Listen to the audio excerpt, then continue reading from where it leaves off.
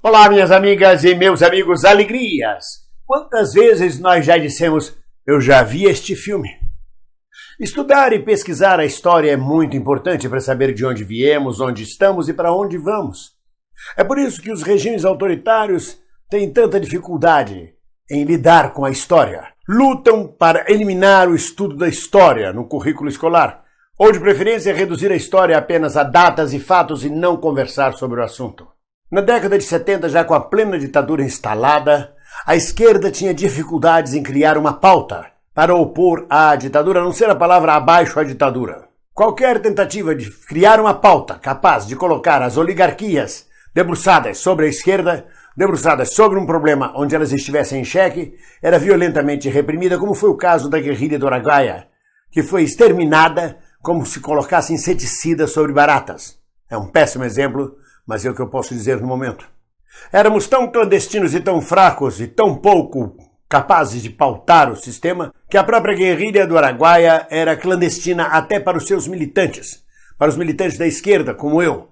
Eu mesmo só vim tomar conhecimento de que houve uma guerrilha no Araguaia por volta do ano de 1975, quando ela já estava fragorosamente derrotada. Ou seja, até o movimento da guerrilha era clandestino e não pautava ninguém e terminou fragorosamente trágico. Esta total incapacidade da esquerda de pautar a luta contra o autoritarismo se repete. Salvo engano deste ator, que se tornou cronista devido aos fatos históricos, em apenas alguns momentos da história recente do Brasil nós conseguimos pautar a história. Um deles foi no início do século XX com as grandes greves gerais de São Paulo e do Rio de Janeiro. Em seguida, com a força progressista e revolucionária da Aliança Nacional Libertadora, mas que redundou no golpe comunista de 1935 e sua consequente repressão e praticamente desaparecimento do Partido Comunista e das lideranças de esquerda.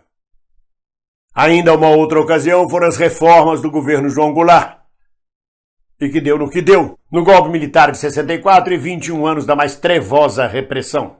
Todas as demais soluções, as questões nacionais, a mudança do status quo do país, se deram a reboque, sob o comando das forças oligárquicas, tal como aconteceu com a reeleição de Getúlio Vargas, a eleição de Juscelino Kubitschek, e até mesmo com a redemocratização, com a palavra direta já, que era uma palavra de ordem da esquerda, e que foi completamente tomada pelas oligarquias da direita, tendo José Sarney à frente, e acabou redundando no fiasco de Tancredo Neves, aquele que foi sem nunca ter sido.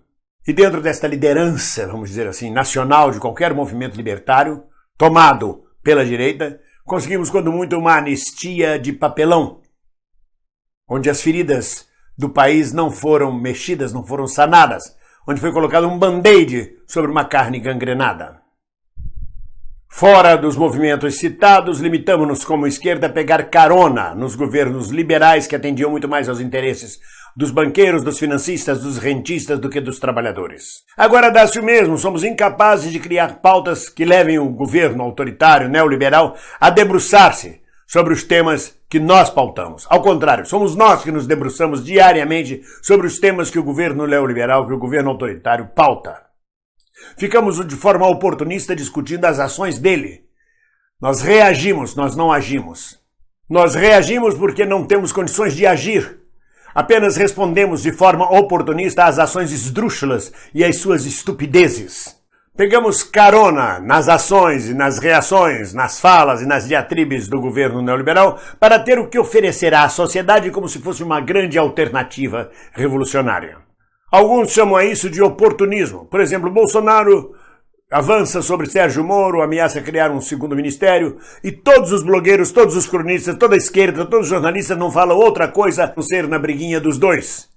Somos incapazes de criar uma pauta que corra por fora desses interesses mesquinhos e pessoais de uma dupla medíocre, que precisa da crítica, que precisa da discussão levantada pela esquerda sobre o fato deles para existir. Então o que nós fazemos é apenas reforçar e oferecer de bandeja a visibilidade que eles precisam.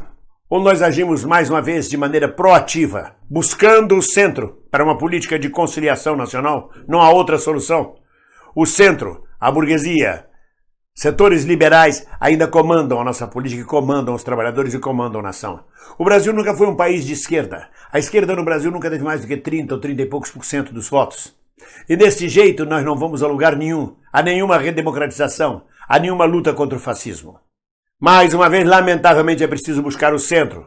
É preciso buscar a conciliação, como Prestes fez, segurando o microfone para comício de Getúlio Vargas, pouco depois da morte de Olga Benário nos campos de concentração nazista, para onde foi enviada pelo governo Vargas com o voto do ministro do Supremo, Ataúfo de Paiva.